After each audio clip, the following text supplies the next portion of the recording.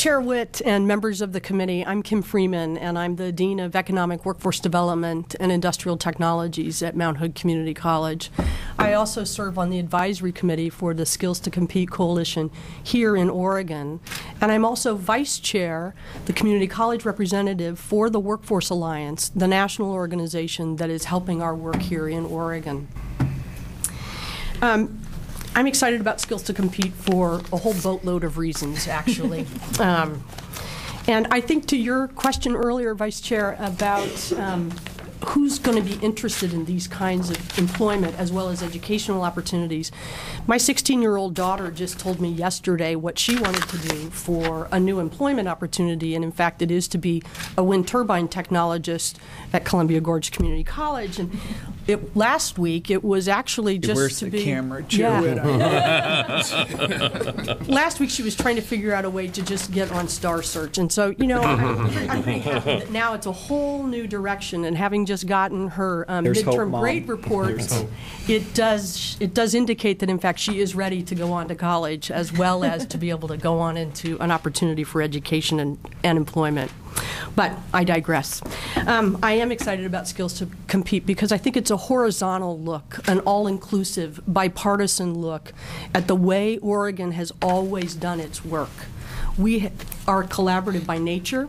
We say that you involve your local communities, your local workforce investment boards, your labor partners, your training and education partners, apprenticeship programs, as well as business and industry, to be certain that all of Oregon's citizens have an opportunity to participate in both the current economy as well as the new economy.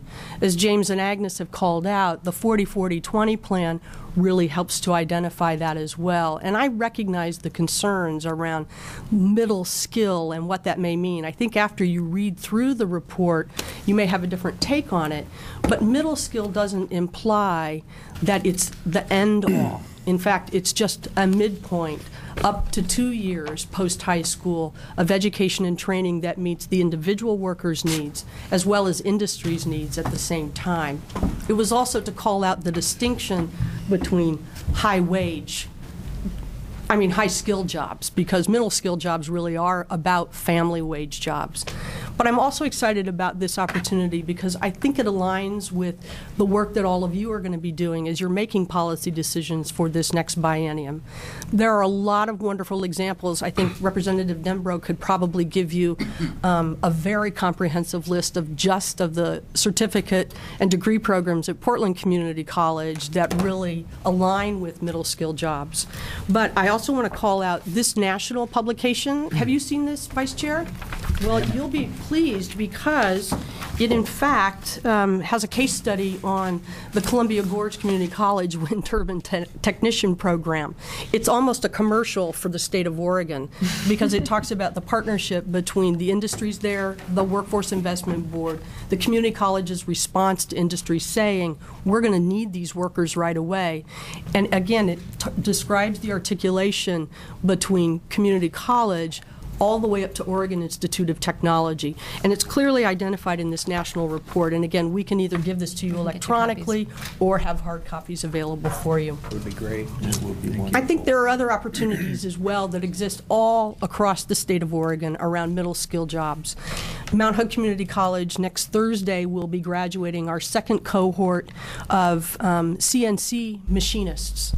And that group are folks who have been dislocated from their previous work, are ready to go back to work even in this downturned economy, and are doing so after 6 months. It's just the first stopping point on a longer-term journey for education and employment.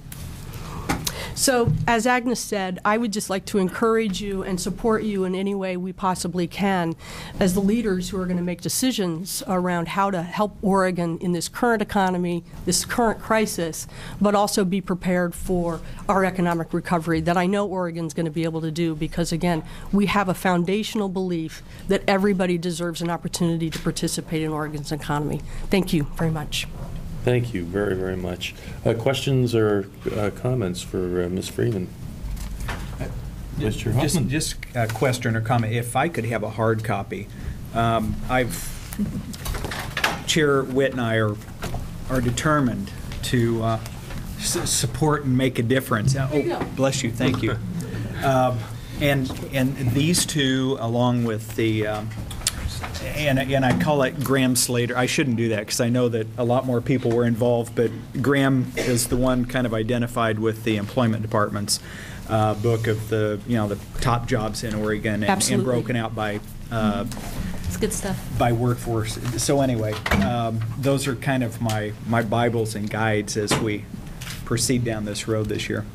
Well, you can download that as well and hand out your own hard copies, or again, more than happy to get you as many copies as you would like, but you can certainly have that one. Thank you very much. You're welcome.